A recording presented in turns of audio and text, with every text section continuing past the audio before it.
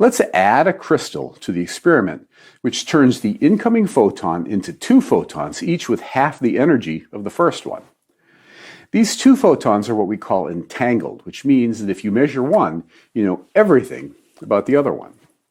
The fact that one is yellow and one is red isn't real. They're actually the same color, but I use the two colors to clarify what I'm talking about.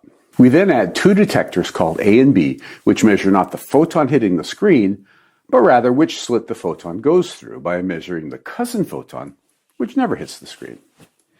If A and B are turned off, you see a wave pattern. That kind of makes sense, but if A and B are on and you look to see which slit the photon went through, you get a particle pattern. Okay, here's the first mind blower. Suppose you make the cables going to A and B very long, so the photon hits the screen before you can measure its cousin in A and B. If you do this, the result is unchanged. So what does that mean? It means that if you turn A and B on, detecting the cousin photon affects what the photon hitting the screen does in the past. This experiment seems to completely screw up causality. The particle or wave pattern is created by whether a detector in the future sees which slit the photon goes through. But there's yet another step in weirdness. What if you can erase your knowledge of which slit the photon goes through? What happens then, and how do you do it? You do it by adding 3 half-silvered mirrors. A half-silvered mirror will reflect half of the photons and half will pass through. You put 2 of them, one in front of the detector A and one in front of the detector B. This means that the beams of cousin photons can go into the detectors or get passed along to additional instrumentation. You also add 2 new detectors, C and D. These are farther away from the screen than the A and B guys. You place mirrors in front of the beams of cousin photons, leading into a single half-silvered mirror.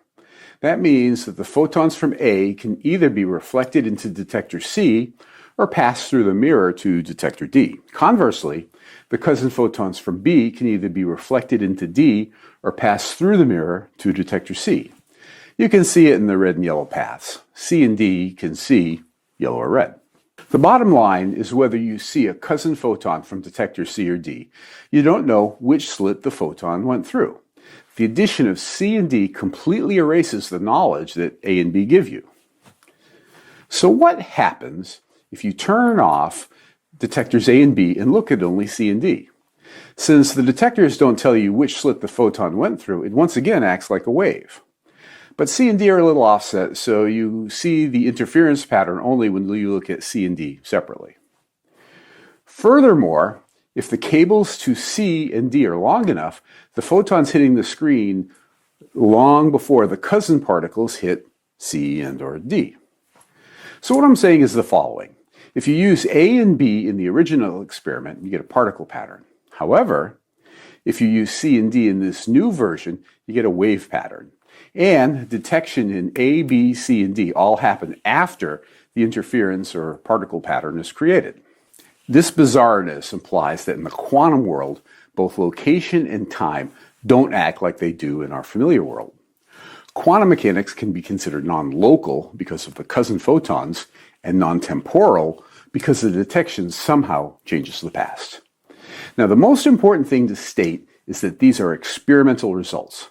You can discuss what they mean, but you can't deny that this is how the quantum world works. Because without any chance of being wrong, this is how the quantum world works. So how can we explain the delayed choice and quantum eraser experiment? The simple and sadly unsatisfying answer is we don't know.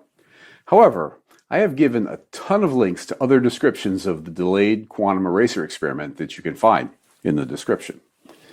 Okay, so what's the answer? Like I said, we don't know.